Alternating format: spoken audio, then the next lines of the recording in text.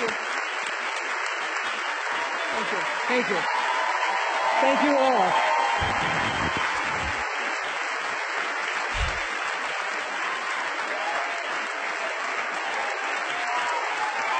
Thank you. Okay, okay.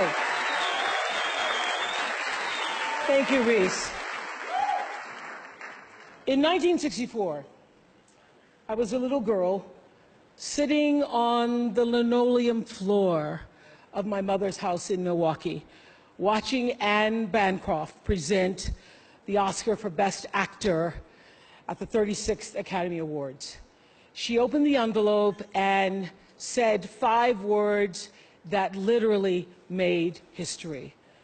The winner is Sidney Poitier. Up to the stage came the most elegant man I had ever seen. I remember his tie was white, and of course his skin was black, and I'd never seen a black man being celebrated like that. And I have tried many, many, many times to explain what a moment like that means to a little girl, a kid watching from the cheap seats as my mom came through the door, bone-tired from cleaning other people's houses. But all I can do is quote and say that the explanation in Sidney's performance in Lilies of the Field, amen, amen, amen, amen. In 1982, Sidney received the Cecil B. DeMille Award right here at the Golden Globes, and it is not lost on me that at this moment, there are some little girls watching as I become the first black woman to be given the same award.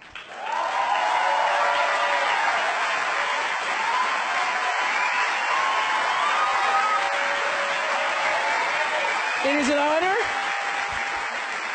It is an honor, and it is a privilege to share the evening with all of them, and also with the incredible men and women who've inspired me, who've challenged me, who've sustained me, and made my journey to this stage possible. Dennis Swanson, who took a chance on me for AM Chicago. Quincy Jones, who saw me on that show and said to Steven Spielberg, yes, she is Sophia in The Color Purple. Gail, who's been the definition of what a friend is, and Stedman, who's been my rock, just a few to name. I'd like to thank the Hollywood Foreign Press Association, because we all know that the press is under siege these days. But we also know that it is the insatiable dedication to uncovering the absolute truth that keeps us from turning a blind eye to corruption and to injustice, to tyrants and victims and secrets and lies. I want to say that I value the press more than ever before as we try to navigate these complicated times, which brings me to this.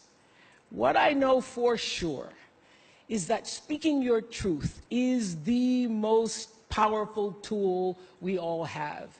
And I'm especially proud and inspired by all the women who have felt strong enough and empowered enough to speak up and share their personal stories. Each of us in this room are celebrated because of the stories that we tell. And this year, we became the story. But it's not just a story affecting the entertainment industry. It's one that transcends any culture, geography, race, religion, politics, or workplace. So I want tonight to express gratitude to all the women who have endured years of abuse and assault because they, like my mother, had children to feed and bills to pay and dreams to pursue.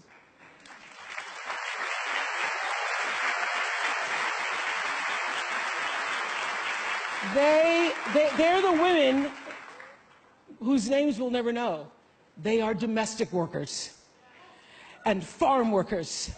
They are working in factories, and they work in restaurants, and they're in academia and engineering and medicine and science. They're part of the world of tech and politics and business. There are athletes in the Olympics, and there are soldiers in the military. And there's someone else, Reese Taylor. A name I know and I think you should know too. In 1944, Reese Taylor was a young wife and a mother. She was just walking home from a church service she'd attended in Abbeville, Alabama, when she was abducted by 6 armed white men, raped and left blindfolded by the side of the road, coming home from church. They threatened to kill her if she ever told anyone.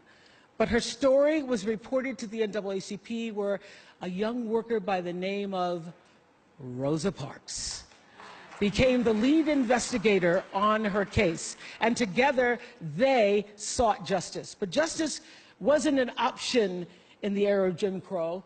The men who tried to destroy her were never persecuted. Reese Taylor died 10 days ago, just shy of her 98th birthday. She lived, as we all have lived, too many years in a culture broken by brutally powerful men. For too long, women have not been heard or believed if they dared to speak their truth to the power of those men. But their time is up.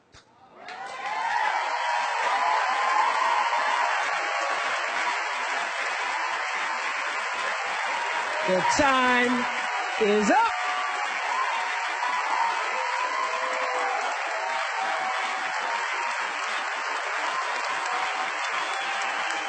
Their time is up. And I just hope that Reese Taylor died knowing that her truth, like the truth of so many other women who were tormented in those years, and even now tormented, goes marching on. It was somewhere in Rosa Parks' heart almost 11 years later when she made the decision to stay seated on that bus in Montgomery. And it's here with every woman who chooses to say, "Me too." And every man who chooses to listen.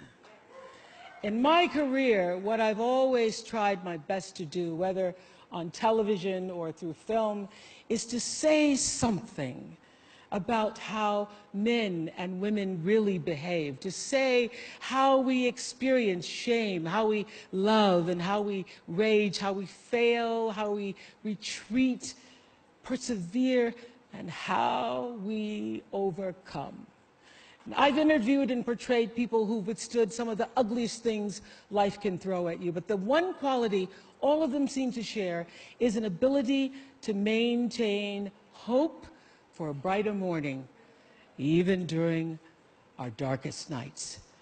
So I want all the girls watching here and now to know that a new day is on the horizon. And when that new day finally dawns,